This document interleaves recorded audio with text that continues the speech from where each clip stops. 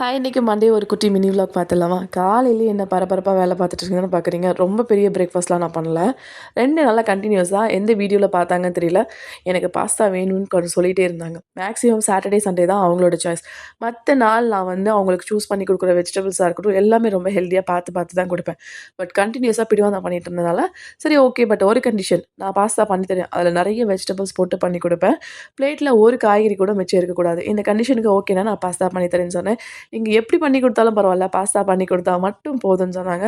So நெறைய veggies எல்லாம் சேர்த்துட்டு எவ்வளோக்கு எவ்வளோ சேர்க்க முடியுமோ carrot, beans, capsicum, tomato, garlic நெறைய கட் பண்ணி போட்டு நல்லா ஃப்ளேவரபுளா சூப்பரா பண்ணி குடுத்துருந்தேன். ஸோ சொன்ன மாரியே வெஜிடபிள்ஸ் வேஸ்ட் பண்ணாம சாப்பிட்டாங்க. ஸோ காலையிலே ஹெவி ஃபுட் தானே. ஆஃப்டர்நூன் வந்து கொஞ்சம் அ எப்படி சொல்றது? லைட் ஃபுட்டா இருக்கணும். சேம் டைம் வந்து கம்ஃபர்ட் ஃபுட்டா இருக்கணும். எனக்கு கம்ஃபர்ட் ஃபுட் அப்டின்னா, தாளிப்பு சாதம் இது எல்லாமே எனக்கு ரொம்ப பிடிக்கும். ஸோ குழம்பு அந்த மாரி ஐட்டம் இல்லாம. ஸோ உருளைக்கிழங்க தோலோட கட் பண்ணி, அத நல்லா மஞ்சத்தூள் போட்டு வேக வச்சு, நெறைய பூண்டு தட்டி போட்டு, பெருங்காயம், கருவேப்பில, அப்புறம் சில்லி தூள்லாம் போட்டுட்டு, நல்லா ஃப்ரை பண்ணி எடுத்தீங்க அப்டின்னா, அவ்ளோ வாசனையா இருக்கும் உருளைக்கிழங்கு. மேக்ஸிமம் இது பிராமின் சைடு அதிகமா செய்வாங்க.